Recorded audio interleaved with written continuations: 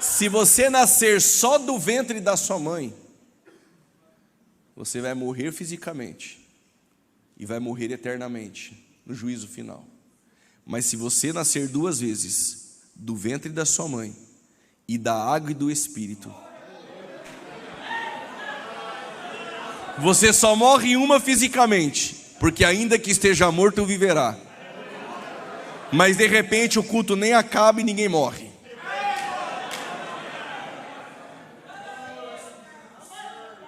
O que é o estado intermediário? Então nós já definimos os tipos de morte: espiritual, física e eterna. Então isso é consequência do pecado. O pecado entrou no mundo, entrou 3 tipos de morte. Estado intermediário é o período de transição entre a morte e a ressurreição. Exemplo: a pessoa morreu aqui, até a ressurreição dela, esse lapso, esse estado é chamado de estado intermediário. Ou seja, o ímpio, quando morre, a alma dele vai para um estado intermediário. O justo, quando morre, a alma dele também vai para um estado intermediário. O purgatório não existe.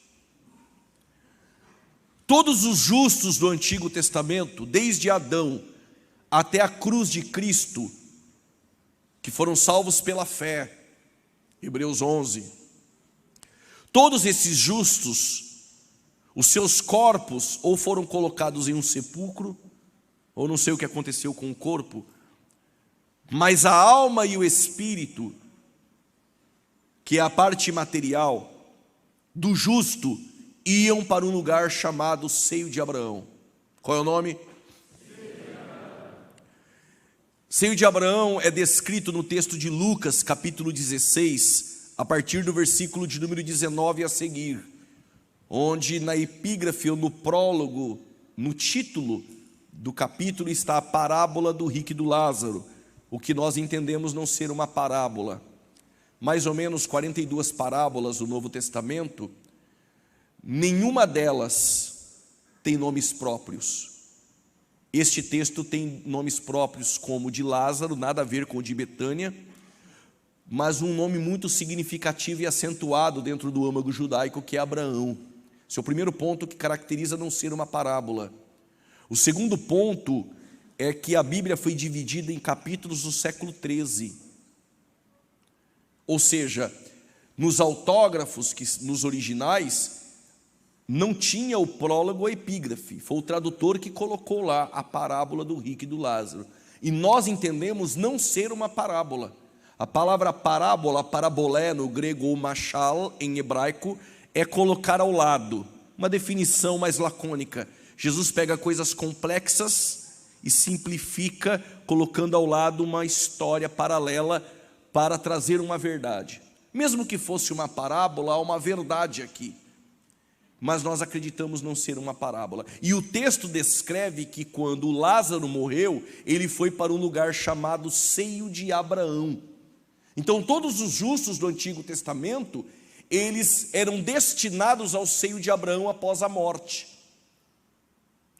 E ao lado do seio de Abraão, numa parte mais baixa, que é o Hades, que a nossa tradução chama de inferno, e aqui é um problema sério, porque na nossa tradução a palavra inferno aparece tanto para o Hades, tanto para o Tártaro, já vou explicar, e tanto para o lago de fogo.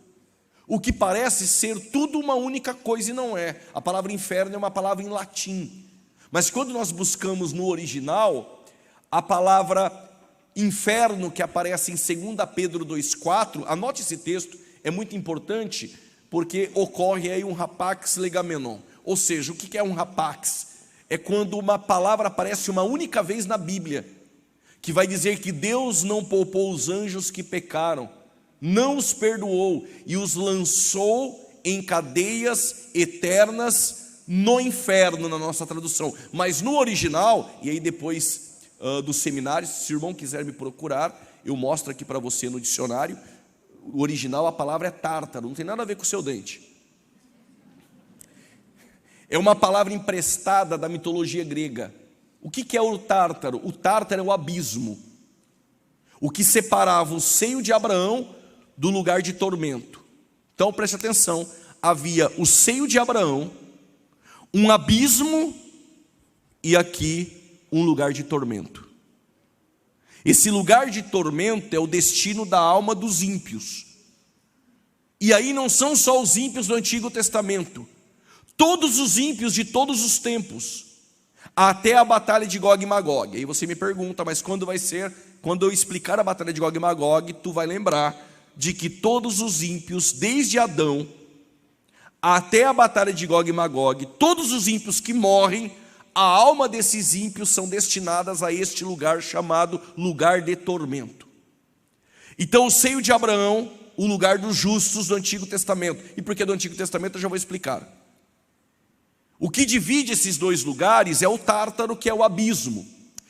E o que há aqui nesse abismo? Se no seio de Abraão a alma dos justos do Antigo Testamento, e no lugar de tormento a alma de todos os ímpios, até Gog e Magog, todos os ímpios que morrerem, as almas vão para cá.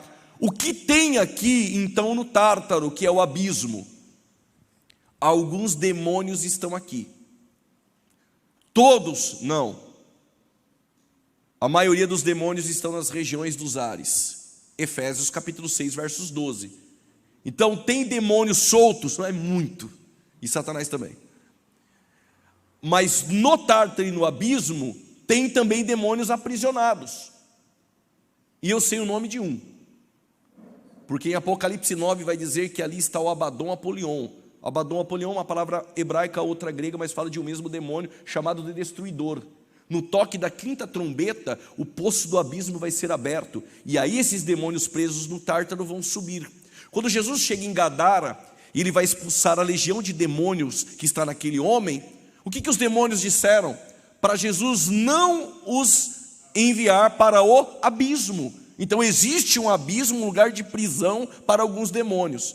Mas se você me perguntar o porquê eles estão ali, aí o seminário tinha que ser 4 dias. Porque aí tem um embasamento lá em Enoque, um livro apócrifo, que vai dizer que Bene Ha Elohim, que Gênesis 6, esses filhos de Deus, que aparece também filhos de Deus em Jó 1,6, Jó 2,1, são os anjos que se relacionaram com as mulheres. E tiveram relações e nasceram uma raça híbrida, então Deus teve que enviar um dilúvio para matar essa raça híbrida, para começar a humanidade novamente, assim como ele criou através de Noé, a sua esposa, Sem, Cã e Jafé e suas noras. Este é um pensamento um pouco mais heterodoxo, mas há muitos teólogos sérios que creem nisso. Tá? Nós não podemos ser desonestos, mas eu fico com a ideia de que não eram anjos. Ali eram homens, quando diz Bene Ha Elohim, porque filhos de Deus, tanto anjos são chamados, mas também homens são chamados. Israel é chamado, Adão é chamado. E todo o contexto ali, em Gênesis 6, só fala de homens, não fala de anjos. E anjos não se casam e não se dão em casamento. Fica estranho dizer que anjos se materializaram, mas tinham, por exemplo, um método, uma maneira de engravidar mulheres e ter filhos. Isso chega a ser muito estranho e nada de ortodoxo nisso. Mas existe esse grupo que crê assim, nós respeitamos, mas esses demônios que estão ali estão aprisionados por algum motivo. E aí nós não sabemos qual. Tudo bem? Então, seio de Abraão, o lugar da alma dos justos. Aqui o abismo que é o Tártaro, é o lugar onde estão alguns demônios. E ao lado tinha o lugar de tormento, que é o lugar onde a alma de todos os ímpios são destinadas. Vamos lá. Acontece que falamos sobre o destino da alma dos justos e dos ímpios, mas antes de falar sobre se existe ou não consciência após a morte, eu quero dizer para vós que a logística do seio de Abraão, ela muda. Eu entendo que após a cruz de Cristo, porque a igreja é um plano na eternidade, mas ela vai ser anunciada pela primeira vez em Cesareia de Filipe, em Mateus 16, 18. Mas ela nasce na cruz do Calvário, a igreja. Mas ela vai ser inaugurada em Pentecostes. Então, a partir de sua inauguração, todos os crentes que morrem, as almas não vão mais para o seio de Abraão. Ainda que eu conheça alguns professores de escatologia, amigos, que creem que continua sendo no seio de Abraão, mas eu explico e tento provar o porquê o lugar mudou. Preste atenção. Quando Jesus está na cruz, há dois ladrões, um à direita e um à esquerda. Desde as 9 da manhã eles estão insultando Jesus. Quase perto das 3 da tarde, aí o Pilatos colocou uma placa lá, sem saber, era o primeiro panfleto evangelístico. Colocou sobre a cruz: este é o rei dos judeus. Aí o ladrão olhou: bom, se ele é o rei dos judeus, ele tem um reino. Aí ele olhou para Jesus e falou: pô, lembra-te de mim, na nossa tradução, quando entrares. No original é quando vieres no teu reino. Olha o que Jesus disse: na verdade eu te digo, hoje mesmo estarás comigo no paraíso. No grego não tem vírgula, tá? Para dizer, te digo hoje, estará comigo outro dia. Não, era no mesmo dia. Hoje mesmo estarás comigo no paraíso. Era naquele mesmo dia. Tá. Se eu tivesse somente o texto de Lucas 23, 43, que é esse que eu mencionei, o que eu poderia pensar? Bom, Jesus falou: estarás comigo no paraíso. O paraíso deve ser o seio de Abraão. Até aí tudo bem. Mas como eu defino que não é mais o mesmo lugar? 2 Coríntios 12, o Paulo vai dizer que conhece um homem que no corpo ou fora do corpo, não sei, ele falava dele mesmo, subiu ao terceiro céu, vírgula, no paraíso. Então o paraíso não é mais as partes baixas. O paraíso é no terceiro céu. Em Apocalipse, capítulo de número 6, versículo 9 e 10, na tribulação, os que não vão se marcar com a marca da besta serão degolados. Em Apocalipse capítulo 6, versículo 9 e 10, almas clamam debaixo do altar. Que almas são estas? Dos que foram mortos. Ou seja, então, os que foram mortos e salvos do período tribulacional, a alma está clamando aonde? No seio de Abraão? Não, debaixo do altar. Se é debaixo do altar, é em cima. Se é em cima, é no terceiro céu. Então, em algum momento, Jesus levou o seio de Abraão ao terceiro céu. O texto vai dizer que ele pregou os espíritos em prisão. Há duas interpretações.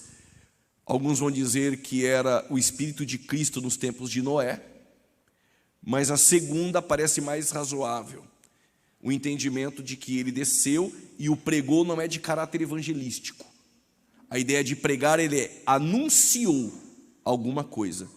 Ele anunciou a vitória aos espíritos em prisão, pegou o seio de Abraão e levou ao terceiro céu.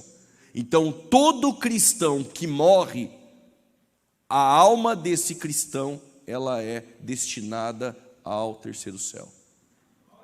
Possivelmente levada pelos anjos, como diz aqui no texto de Lucas, capítulo 16, versículo de número 19 a seguir. Amanhã nós vamos partir para este ponto. Meu horário é até 9h30. Eu tenho 5 minutos, eu vou trabalhar uma questão aqui agora. E amanhã a gente continua a partir de existe consciência após a morte, e adentraremos sobre o arrebatamento da igreja e assim sucessivamente. Eu quero dizer é que quando um cristão morre, possivelmente os anjos levam a sua alma ao terceiro céu, neste paraíso. Os ímpios são levados a um lugar de tormento. Agora olha que interessante. O apóstolo Paulo, quando andava por Roma, ele percebeu que todos os objetos em Roma que tinham um selo era propriedade de Roma. Quem está entendendo, diga amém. Amém. Lembra quando Jesus foi colocado no sepulcro e os sacerdotes e os anciãos, com medo de que os discípulos roubassem o corpo de Jesus, pediram para os romanos tomar conta do local. E aí os romanos, o que eles fizeram? Rolaram a pedra e colocaram lá um selo romano. O selo romano identificava a propriedade de Roma. Na cidade onde eu moro, se você for na prefeitura, os móveis que lá tem um selo, PMC, Prefeitura Municipal de Campinas. É patrimônio, aquilo não se vende, aquilo não se negocia, não troca. Por quê? É propriedade, patrimônio que pertence a alguém. E aí o Paulo teve uma revelação do Espírito.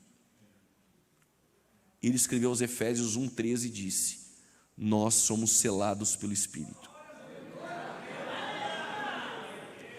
Pregar para a assembleia é ruim porque você nem conta, eles pegam antes. E escrevendo 2 Coríntios, capítulo 1, versículo 21 e 22, vai dizer que ele conhece os que são seus pelo selo do Espírito. Ou seja, quem é selado pelo Espírito é propriedade de Jesus. Então, quando aquele ladrão na cruz morreu, se a morte, parafraseando em uma licença poética, quis levar a sua alma para o lugar de tormento, quando ela chegou, ela encontrou um selo. O cristão, quando morre, a morte não pode levar para o lugar de tormento, porque encontra o selo, propriedade exclusiva de Jesus. Não toque. Só os selados essa noite.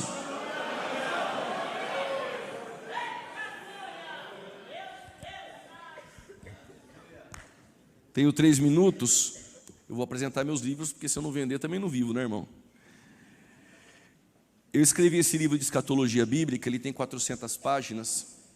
Neste livro eu falo tudo isso que eu vou explicar e muito mais, tá? Este livro é Escatologia Bíblica, uma visão apologética, que eu amo apologética, uma visão apologética histórica e manual. A escatologia histórica, um manual para a sua vida escatológica, mas também como que as seitas enxergam cada ponto dentro da escatologia. Mas aqui eu falo também sobre arrebatamento da igreja, todos os personagens do Apocalipse, Tribunal de Cristo, bodas do Cordeiro, selos, trombetas, taças, batalha do Armagedon, milênio, Gog e Magog, juízo final, novo céus e nova terra, e nova Jerusalém que desce ataviada. Esse me deu trabalho para escrever. Esse aqui eu escrevi com o coração sobre ele. Aqui é mais acadêmico, teológico. Aqui eu falo sobre a casa do descalçado, uma referência em Deuteronômio 25, versos 10. Lá está escrito: assim se fará a casa do descalçado. O que é isso? É porque uma mulher que era viúva, ela poderia ir no cunhado, na lei do levirato, que vocês conhecem, e ela tirava as sandálias dele. Quando ela tirava as sandálias dele, ele tinha a obrigação de se relacionar com ela para que a descendência do seu irmão não perecesse. Se assim não fizesse, ela devolveria o calçado para ele, ia até o juiz da cidade, mas antes ela iria cuspir na face dele. O juiz da cidade iria enviar lá mensageiros que iriam escrever na casa dele: assim se fará a casa do descalçado, porque ele não quis redimir a mulher do seu irmão. E Ruth, ela foi até Boaz e tirou as suas sandálias. Só que o Boaz olhou para ela e disse: você é uma mulher virtuosa, e todo mundo sabe disso, mas eu não posso te redimir ainda que eu queira, porque quem vai te redimir é o fulano. Na Bíblia tem um fulano. Quem que é o fulano? Segundo o Talmud, é o irmão mais velho de Boaz. O direito é dele.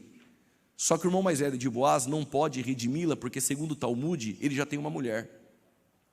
E aí o Boaz falou: então eu vou redimi-la. Tinha que ir até o juiz da cidade, na frente dos anciãos, dos sacerdotes, pegava as sandálias dele e entregava para ela. Isso era para testemunho, está lá em Ruth, de que ele a redimiu.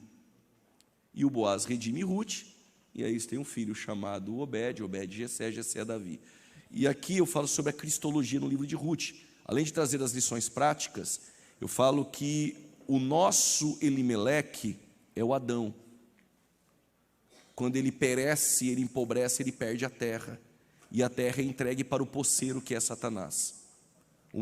Aí vai dizer que o príncipe deste mundo, Deus desse século. Só que o poceiro não pode ficar com a terra para ele perpetuamente, porque lá em Levítico 26 vai dizer que a terra é do Senhor. Só que o poceiro é igual movimento sem terra, irmão. Ele toma posse daquilo que não é dele e não quer mais largar. O que aconteceu? Precisa de que um parente de Adão venha redimir quem perdeu tudo. Aí o Boaz, que é nosso Jesus, vai redimir a igreja, que é Ruth. E por que que Israel cuspiu em Jesus? Não é porque Jesus não quis redimir, é porque eles não entenderam que ele era o Boaz. Só que Ruth não tem nada a ver com isso, desceu a eira, arrancou as sandálias.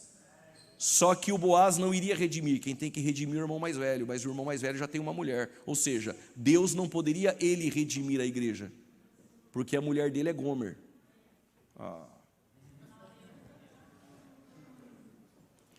Então Jesus falou, então deixa que eu vou redimir ela aonde? Na frente dos anciãos. E ele não pegou o sapatinho de fogo, ele pegou os calçados do evangelho e diz, vai ser minha testemunha. Deus abençoe vocês, os livros estão lá fora.